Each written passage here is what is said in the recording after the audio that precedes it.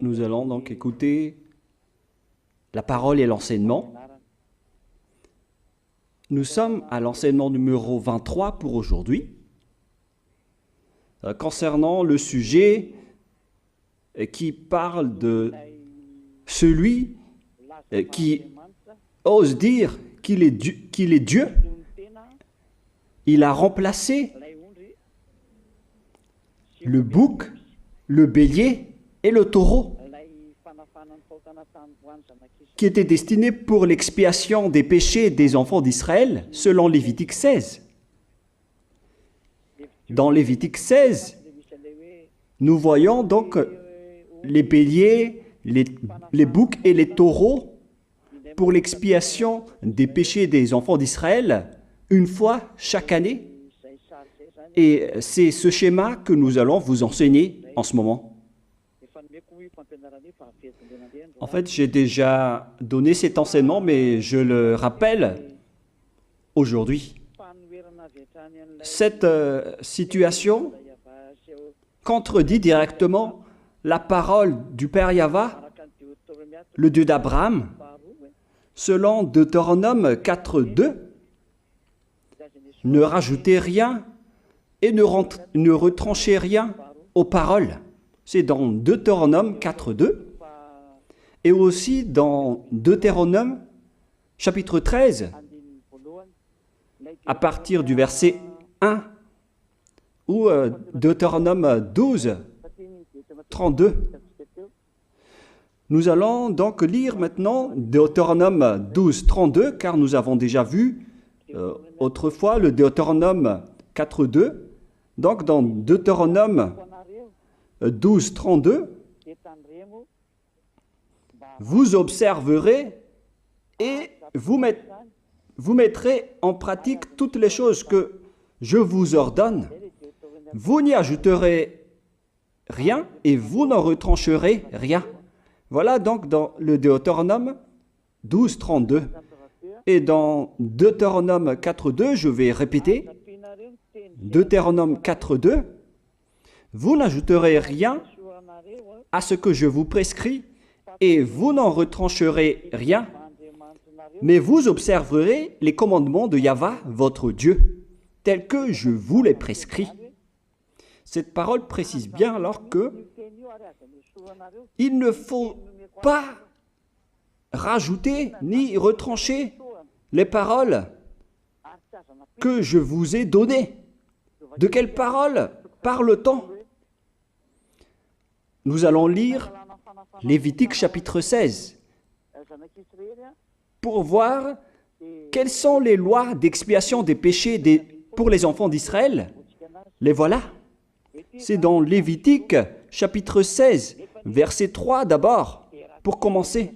Voilà donc ce qu'on ne doit pas changer, alors que nous avons tous su, nous avons tous vu qu'ils les ont remplacés par Jésus ou Jesus. Ce n'est pas une diffamation, nous le voyons tous.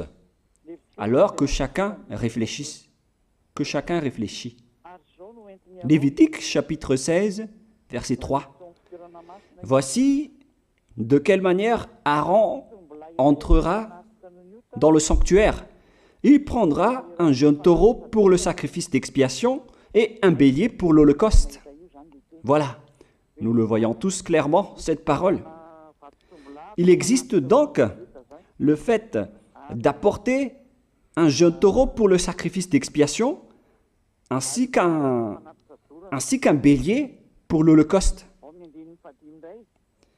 Verset 5. Il recevra de l'assemblée des enfants d'Israël 2 boucs pour le sacrifice d'expiation et un bélier pour l'holocauste. C'est-à-dire, en même temps, il y a un sacrifice de taureau, de bélier et de bouc. Lévitique chapitre 16, toujours, mais dans le verset 34. Ce sera pour vous une loi perpétuelle. Voilà. Il se fera une fois chaque année l'expiation pour les enfants d'Israël à cause de leurs péchés. Nous sommes déjà au verset 34 pour information. Verset 34. Voilà. Ce sera pour vous une loi perpétuelle. Quelle est cette loi perpétuelle? C'est le fait de sacrifier les béliers, les boucs et les taureaux qui vont être tués pour sacrifice, pour l'expiation des péchés des enfants d'Israël. Selon le verset 34, ce sera pour vous une loi perpétuelle. Il se fera une fois chaque année l'expiation pour les enfants d'Israël à cause de leurs péchés. Il y a une partie de votre texte qui est cachée en bas. À cause de leurs péchés. Voilà. Ici, donc, c'est bien clair que l'expiation du péché qui se fait une fois chaque année pour les enfants d'Israël, qu'on ne peut ni ajouter ni retrancher, ce sont les sacrifices des béliers, de taureaux et de boucs. On ne peut pas changer cela. On ne peut pas les remplacer en Jésus ou en Jesus. C'est une loi perpétuelle. Donc, si vous observez les 10 commandements, vous devez apporter des sacrifices de taureaux, de béliers et de boucs si vous voulez être expié de vos péchés. Voilà le schéma. Alors que, en réalité, la situation pour les religieux étranges, on ne voit pas ce qu'il veut en venir, mais ils ont osé intégrer Jésus ou Jesus pour remplacer le bélier, le taureau ou le bouc. Et ce sont eux-mêmes qui le confirment jusqu'à aujourd'hui. Nous voyons tous donc ici que Jésus ou Jesus n'est qu'un imposteur, un hors-la-loi. Et les hors-la-loi sont des envoyés du diable. Le diable, il a commis le péché depuis le commencement. Ce sont des transgresseurs de la loi. Donc c'est prouvé ici que Jésus est un hors-la-loi. Nous allons lire la parole, poursuivre, dans 1 Jean, chapitre 3. 1 Jean, chapitre 3, à partir du verset 4. Quiconque pêche transgresse la loi, et le péché est la transgression de la loi. Voilà, c'est bien clair que c'est le péché qui est la transgression de la loi. Un pécheur, donc, c'est un transgresseur de la loi. Et un hors-la-loi, c'est un pécheur. C'est clair alors que Jésus ou Jesus, c'est un hors-la-loi, c'est un transgresseur de la loi. Nous avons tous vu ensemble qu'il a pris la place du bélier et il a siégé, il s'est installé dans ce système. C'est pourquoi toutes les églises observent les 10 commandements et ils servent Jésus ou Jesus. Voici l'enseignement. Alors, regardez bien à travers ce texte et cette écriture que je vous donne en ce moment. Et soyez conscients, ça suffit maintenant d'écouter ces faux dieux, c'est déjà trop. Tant pis pour vous si vous allez encore les écouter. Soyez conscients que ce schéma n'est plus correct. Beaucoup de gens me diffament à cause de ce que je fais en ce moment. Ils ne supportent pas la vérité. Mais ça dépend de chacun de vous. Et moi, je vous avertis, pour vous qui vont être baptisés et qui veulent être baptisés, mais qui entendent les diffamations et les critiques des autres, ne croyez pas en cela. Ce ne sont pas du tout vrai. La parole de Élia est directe. Ce ne sont que des mensonges. L'ôtement du péché, ce sont des personnes qui sont non-pécheurs qui peuvent le faire. Ce n'est pas logique de dire que les fidèles sont ôtés des péchés et le leader est un pécheur. Ce n'est pas du tout écrit dans la Sainte Écriture. Ce qui est écrit dans la Bible, c'est que le bon arbre donne de bons fruits et le mauvais arbre de mauvais fruits. Et le bon arbre ne donne jamais de mauvais fruits et le mauvais arbre ne donne jamais de bons fruits. Ce sont les bons arbres qui donnent des bons fruits et les mauvais arbres qui donnent des mauvais fruits. Et donc, si l'ambassadeur de Yahushua, Zedia Elia, a produit des personnes qui ne pêchent plus, alors il est bon, il est une bonne personne. Il n'a jamais fait aucun mal, même pas le moindre mal. Voilà donc la leçon pour vous, car dans le cadre de ce baptême qui va arriver, il y a beaucoup de diffamation et de critiques. Donc je vous conseille de ne pas écouter cela, car ce n'est pas du tout la vérité.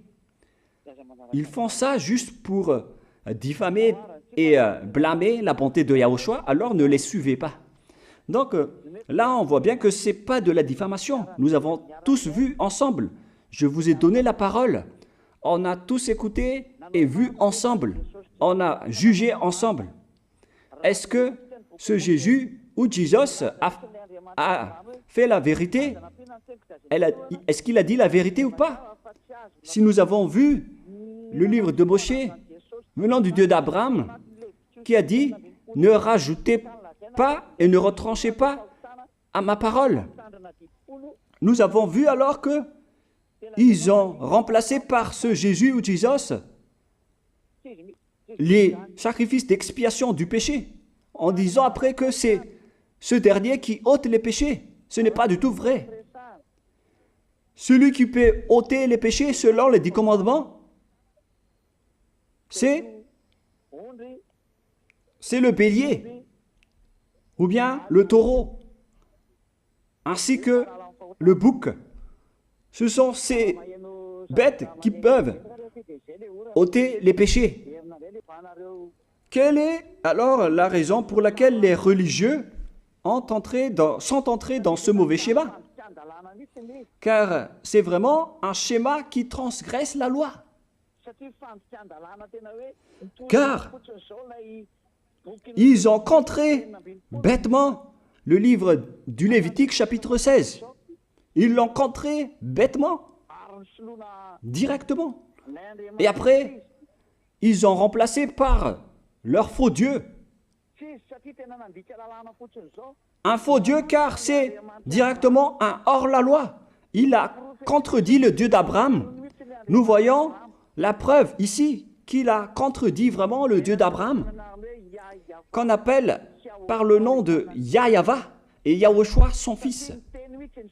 Car ce Dieu d'Abraham, il a bien dit qu'il ne faut ni ajouter ni retrancher à ses paroles. Il faut les observer car ce sont les commandements de Yahva, ton Dieu. Et ces lois qu'on ne doit pas rajouter ni retrancher veut dire qu'il ne faut pas toucher au Lévitique chapitre 16, car c'est ce livre qui ôte les péchés. Alors que nous voyons tous que personne ne le pratique plus. Si les 10 commandements, si les prêtres et les pasteurs pratiquent bien les 10 commandements, alors ils doivent faire le sacrifice de bélier et de taureau et de bouc pour l'expiation de leurs péchés. Alors que nous voyons tous que personne ne le fait plus. Alors qu'en même temps, ils observent les 10 commandements. C'est donc de la transgression de la loi. Et en plus, ils ont enlevé le Lévitique 16 en le remplaçant par Jésus ou Jésus. C'est-à-dire qu'ils ont contredit la parole du vrai Dieu, le Dieu d'Abraham.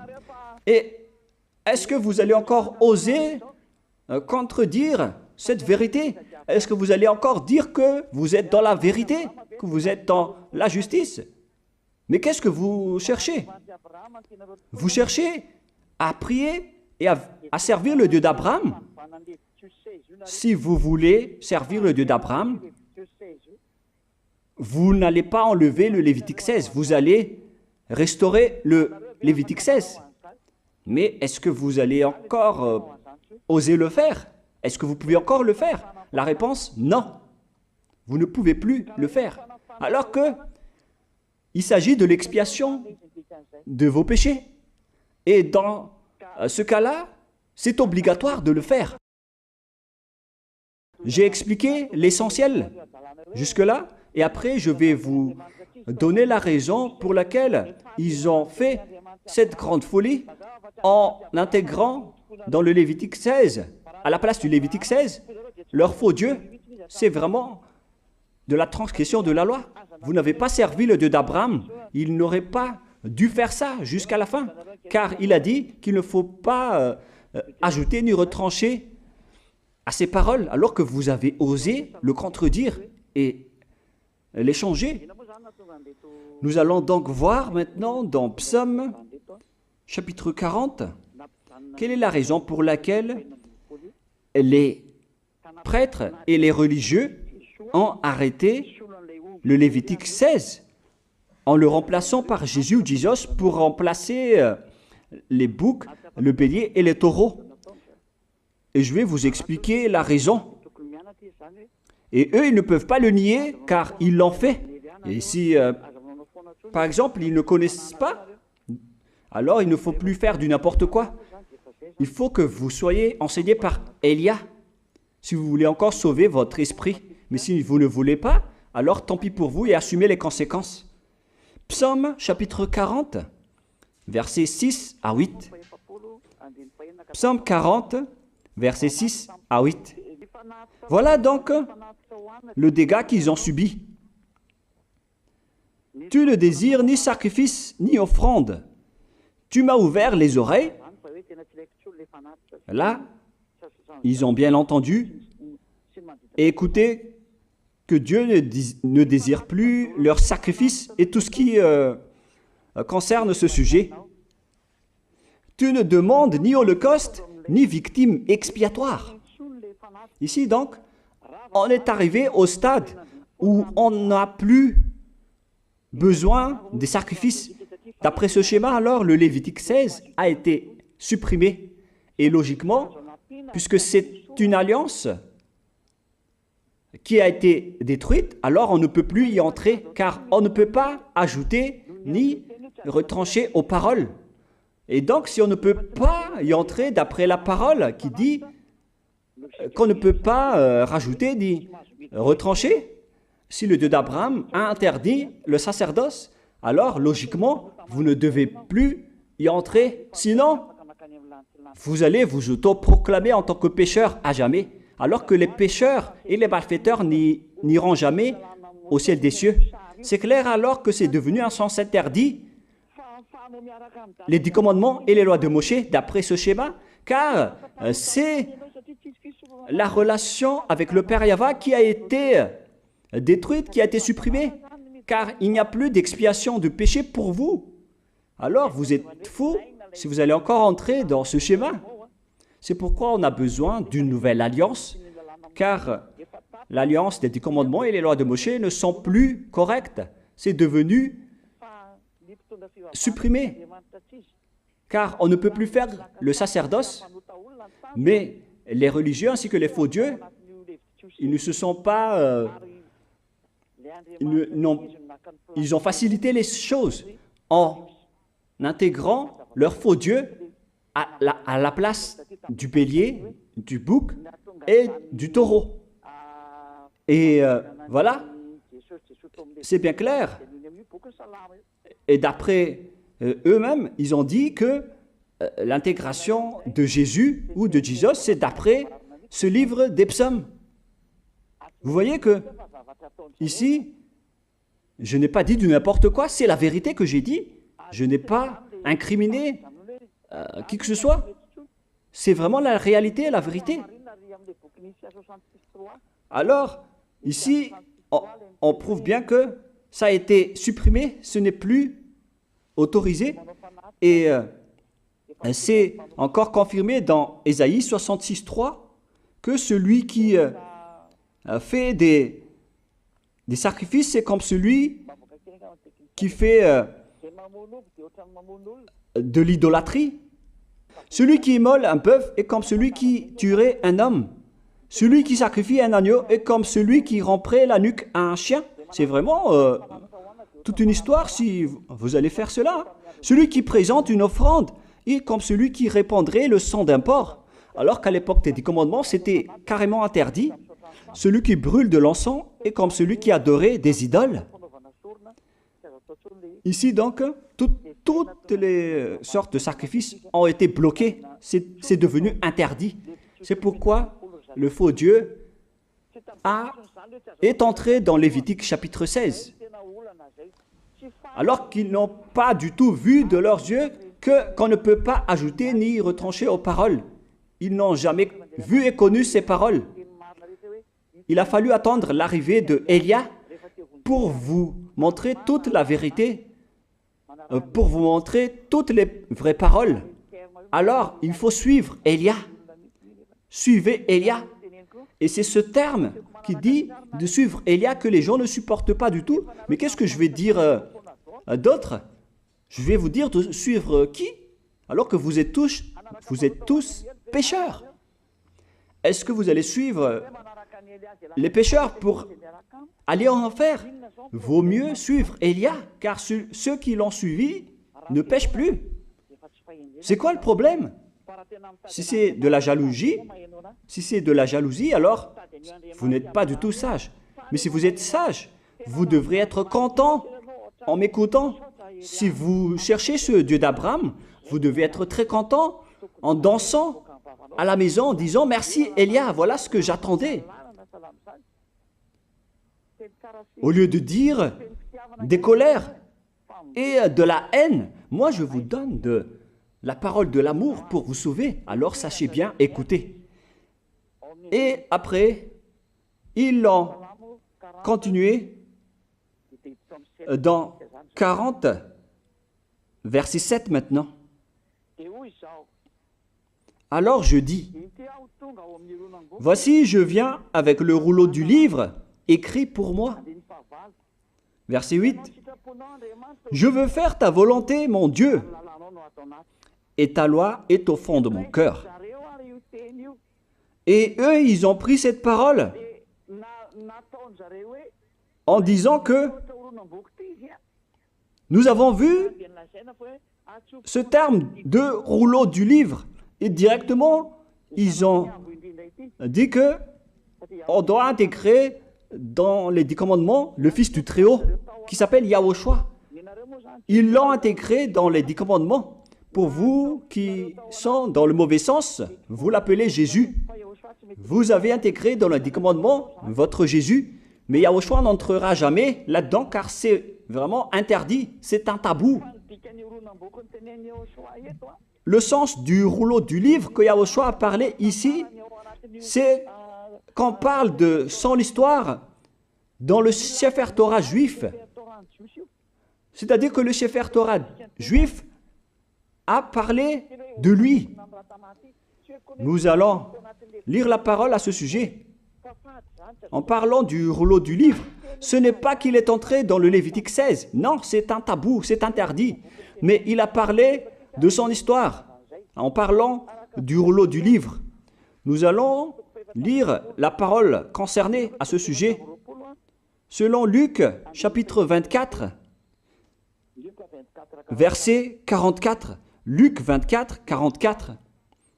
Puis il leur dit, « C'est là ce que je vous disais lorsque j'étais encore avec vous, qu'il fallait que s'accomplisse tout ce qui est écrit de moi dans la loi de Moïse, dans les prophètes et dans les psaumes. »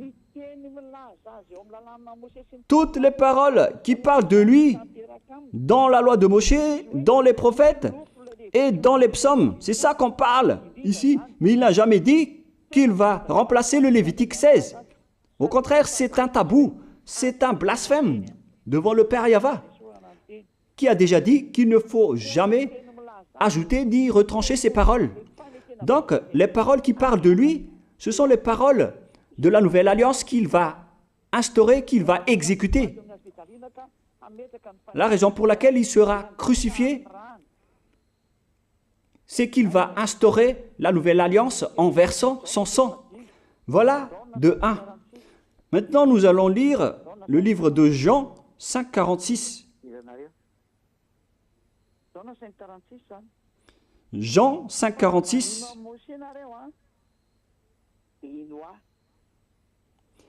Alors, car si vous croyez en Moshe, vous me croiriez aussi, parce qu'il a écrit de moi. Il a écrit à propos de Yahushua. C'est pourquoi on parle du rouleau de livres qui a écrit pour lui. Et Moshe aussi a participé à son histoire en parlant de lui. Mais ce n'est pas que on a supprimé le Lévitique 16 en remplaçant par le Fils du Très-Haut. Non, ce n'est pas du tout cela.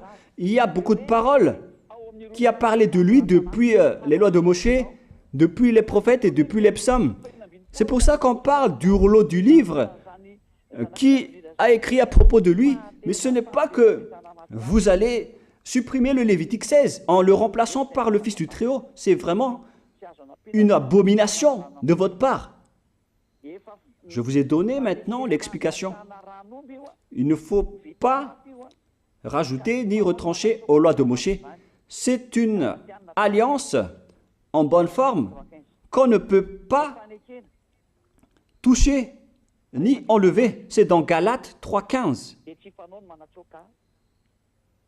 Galates 3,15. Une disposition en bonne forme ne doit pas être changée ou transformée. Les lois de Moshe, c'est une alliance en bonne forme qu'on a versé le sang de Zébu en plus. Donc on ne peut ni retrancher ni rajouter. Le pire alors, c'est que vous qui êtes les fidèles de Jésus, vous l'avez intégré dans les lois de Moshe en remplaçant le Lévitique 16. On parle de votre Jésus ou Jesus. Je vous pose la question, est-ce que vous oserez dire que vous n'êtes pas pécheur à ce sujet? Car c'est vraiment de la transgression de la loi de la part de votre faux Dieu. Donc s'il est pécheur, alors logiquement vous êtes aussi pécheur. Et vous-même, vous avez dit que vous êtes pécheur. Voilà ce que vous avez fait. Et vous n'allez jamais être épargné. C'est pourquoi je vous appelle tous maintenant. Soyez baptisés et sauvez votre chemin, c'est-à-dire votre esprit. Sauvez votre esprit car il ira en enfer si vous ne le sauvez pas. Pour vous qui serez baptisés bientôt, l'explication est claire. Alors prenez une décision maintenant. N'écoutez jamais les diffamations qui sont faites par les diables. Ce sont eux qui vous empêchent d'aller vers la vérité. Ne soyez plus des poubelles dans votre conscience. N'acceptez plus cela. Il faut écouter l'envoyé du ciel des cieux, c'est-à-dire moi. Voilà l'explication. Vous avez fait du n'importe quoi avec votre faux Dieu. C'est votre faux Dieu qui a péché au commencement. Et logiquement, donc, vous avez tous aussi transgressé la loi avec lui. Et maintenant, vous êtes tous dans le péché. Et vous vous abritez dans la parole qui dit Dieu n'est pas venu pour appeler les justes, mais les pécheurs, pour se repentir. Le problème, c'est que c'est votre Dieu qui est vraiment un pécheur. Voilà le schéma qui prouve qu'il est pécheur. Donc, je vous souhaite à tous d'être bénis par Yahushua. Prions ensemble. Merci infiniment, Père Yahva, pour cette parole. Une parole qui conscientise les gens pour se retourner vers toi et pour faire rester fermes tous les enfants du Très-Haut, les personnes que tu as déjà choisies, pour qu'ils restent bien fermes dans le service, et pour ceux qui sont encore à l'extérieur, qu'ils courent vers Elia, car Elia et toi, Yahushua, vous êtes uniques. Merci infiniment, Père Yahva. Merci infiniment, Yahushua. Sauve les gens pour qu'ils soient intégrés au ciel des cieux, pour que les gens écoutent la parole, Père Yahva et Yahushua, toutes les paroles que j'ai montrées. Confirme toutes mes paroles, Yahushua et Père Yahva, pour la gloire de vos noms si saints. Merci pour ta bonté et pour ta grâce. Au nom de toi, Yahushua, je fais toutes ces prières. Alléluia, Amen.